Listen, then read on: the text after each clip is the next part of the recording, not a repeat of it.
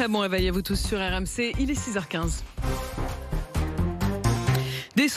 Des sanctions encore et encore. Hier, la Ligue professionnelle de football a pris de nouvelles mesures. Tribune fermée pour les ultras à Angers, interdiction de déplacement pour les supporters de Marseille.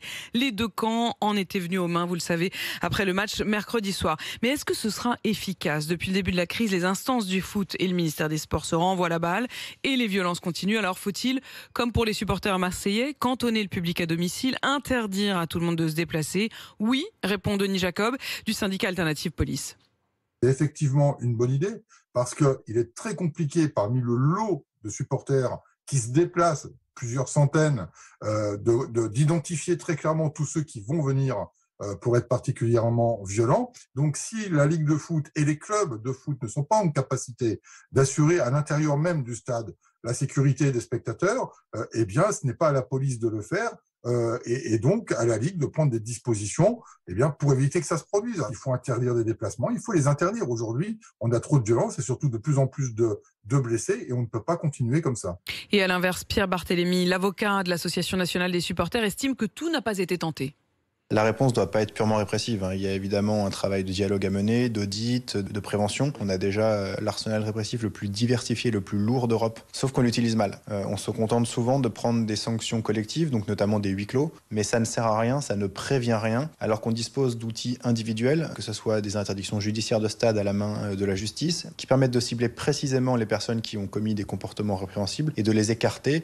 Il reste des outils, voilà ce que dit l'avocat Pierre Barthélémy. On a trouvé d'ailleurs son point de vue tellement intéressant qu'on voudrait l'entendre plus sur la longueur. Il sera mon invité dans ce studio à 7h15. Ce sera notre témoin du jour. Mais en attendant, évidemment, je vous attends au 32-16. Qu'en pensez-vous ? Comment faire pour enfin endiguer la violence dans les stades ? Les sanctions, elles sont suffisantes, Charles ? Non, moi on débattra tout à l'heure avec Pierre Barthélémy qu'on vient d'entendre, mais c'est pas suffisant. À chaque fois, on se dit il faut des sanctions exemplaires parce que ça ne suffit pas, ça se répète tous les week-ends. Et il faudrait, moi je pense, une sorte de moratoire, attendre un temps, quelques semaines, marquer le coup. Voilà, quelques journées de Ligue 1 sans déplacement de supporters, ça aurait le mérite de marquer le coup parce que sinon on va attendre il n'y a que 54 interdits de stade en France. Parce qu'on n'applique pas, là-dessus il a raison, on n'applique pas assez les mesures. Il devrait y avoir beaucoup plus d'interdits de stade, mais il devrait y avoir aussi beaucoup plus de décisions préfectorales en amont des matchs. Je regardais hier soir, je ne sais plus sur quelle chaîne, il y avait un jeune, vraiment un enfant de 12 ans ou 14 ans qui s'était pris un morceau de métal sur le front pendant le Lens-Lille.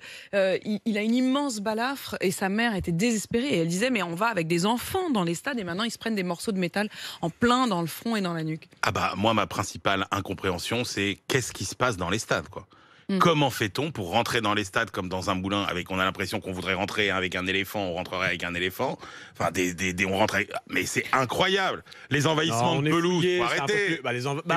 Quand il y a 20 000 personnes dans une tribune et 12 stadiers devant, ils n'ont pas les moyens. En l'occurrence, les morceaux de métal qui sont rentrés dans le front de ce jeune homme, de ce jeune garçon, c'était des morceaux qu'ils avaient pris sur les sièges. C'est-à-dire, en fait, ils avaient juste déboulonné des morceaux de métal dans le stade pour les envoyer. Donc, c'était même pas quelque chose qu'ils avaient apporté dans le stade. PSG, au Parc des Princes, avant, t'avais des douves.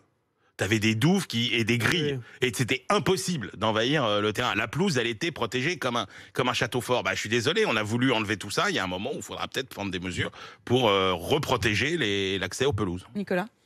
Je ne sais pas si c'est significatif d'une violence dans la société française, auquel cas ce serait grave, ou si c'est un phénomène purement lié au foot. Les supporters ont été frustrés d'aller au stade pendant 1 an et demi. Est-ce que ce qui se passe en ce moment, c'est juste un retour au stade, un excès d'énergie, de violence, etc. Ou est-ce que c'est vraiment la société française qui est inquiétante ? Je n'ai pas la réponse.